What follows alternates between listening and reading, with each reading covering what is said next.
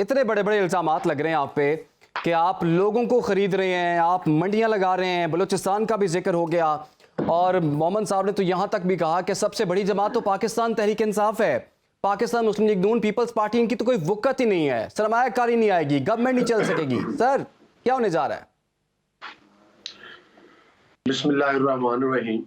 देखिए, बात ये है कि अगर हम मीडिया पे बैठकर भी ये मतलब है कि हक़ाइक़ से बरअक्स बात करेंगे और झूठी बातों को कोट करेंगे तो ये अब अवाम को बार बार बेवकूफ़ तो नहीं बनाया जा सकता।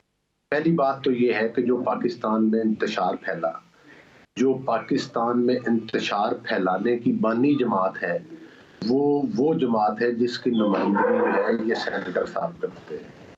और दूसरी बात ये है कि जो 9 मई के वाक़यात हुए, उन वाक़यात का असल सरगुना इनकी पार्टी का वो सरबराह है जिसने पाकिस्तान में लॉकडाउन शुरू किए, जिसने पाकिस्तान के अवाम का जीना मुहाल किया, जिसने पाकिस्तान में 9 मई के वाक़यात का जो मास्टरमाइंड है, जिसने शोहदा की जो है वो मतलब है कि मुजस्समों को तोड़ा, जो शोहदा की यादगारों को आग लगाई, जिसने पाकिस्तान के मोटरवेज को आग लगाई, जिसने उस रेडियो स्टेशन को आग लगाई जिससे पाकिस्तान के बनने का ऐलान किया। देखिए, बात यह है कि एमएम आलम के जहाज को जलाने वाली कौन सी पार्टी और उसका सरगुना कौन है? जो लेकिन अली भाई, वो ये हुमायूं साहब ये कह रहे हैं, उनका सरगुना हुमायूं साहब ये कह रहे हैं कि वो अगर किसी ने किया था वो उसका इनफरादी अमल है, ये पार्टी लेवल पे काम नहीं हुआ, वो तो ये बात कर रहे हैं। देखें, बात ये है कि जब किसी सियासी पार्टी जो है वो मतलब एक दहशतगर्द पार्टी एक सियासी पार्टी का लिबादा ओढ़ेगी और उसका सरगुना उसका मास्टरमाइंड होगा, तो फिर आप पार्टी को बरी ज़िम्मा कैसे करार दे सकते हैं? हाँ, वो लोग जो लोग के इस पार्टी को सियासी पार्टी समझते थे, लेकिन जब उन्होंने इसका असल चेहरा देखा तो वो इस पार्टी से अलग हो गए और उन्होंने जाहिर है लोगों ने आगे सियासत करनी है और आपने देखा कि बेशुमार लोग हैं जो कि अलग हो गए। इन्हीं के पार्टी के अंदर बैठे हुए लोग जिन्होंने आज आकर, जिसमें आप बताएं कि सदाकत अब्बासी, आप बताएं वो अपना फैसलाबाद से जो हमारे रुकन कौमी असम्बली थे फरूख हबीब, आप इनको बताएं वो जो डार साहब थे, तो ये और भी बेशुमार लोग जो कि तस्लीम कर चुके। और आप इनका जुल्म ये देखें कि उन मासूम बच्चों को जिन्होंने इन्होंने वर्गलाया, आज सेनेटर साहब अपने प्रोग्राम में बैठ के कहते हैं कि जिन लोगों ने किया उनको सजाएं दें।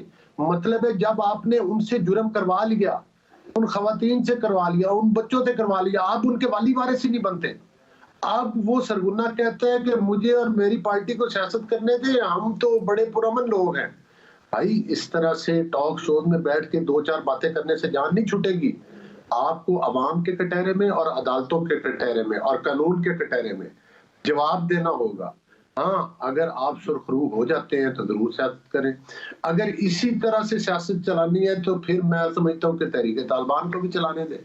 क्या आप किसी दहशतगर्द जो पाकिस्तान के बदतरीन दुश्मन भी है, जो दहशतगर्द है, उन्होंने भी पाकिस्तान की अमलाक को इस तरह से नुकसान नहीं पहुंचाया जिस तरह से इन लोगों ने बोला। अली साहब, जिनको आप दहशतगर्द पार्टी कह रहे हैं, अगले इंतखाबात जो कि 8 फरवरी को होने जा रहे हैं, इन्हीं से मुकाबला है आपका? देखिए, बात यह है कि ये इसका तयन तो इदारे करेंगे। हम तो पहले भी मुकाबला करते रहे, आइंदा भी करेंगे।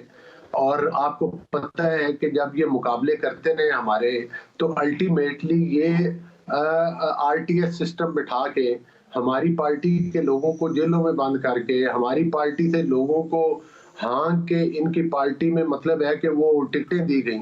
आज मुझे बताएं, अगर इनके साथ सियासत में बराबरी का सलूक नहीं हो रहा तो बताएं कि इनकी पार्टी के कितने लोग हैं जिनको नून लीग में शामिल किया गया? कोई है तो मुझे बता दें।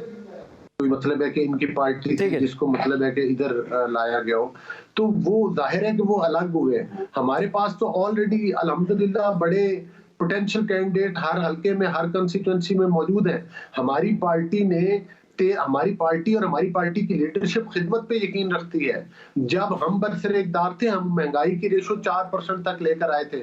हमारे जमाने में चीनी 40 रुपए किलो बिकती थी, ये 140 पर लेकर गए थे।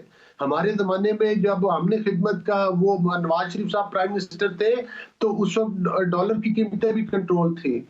उस वक्त तेल और घी की कीमतें भी कंट्रोल थी।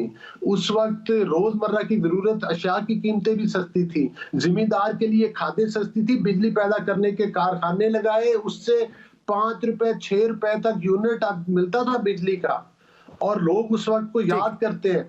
फिर जिस तरह से इन्होंने पाकिस्तान की तारीख के सबसे बड़े कर्जे लिए,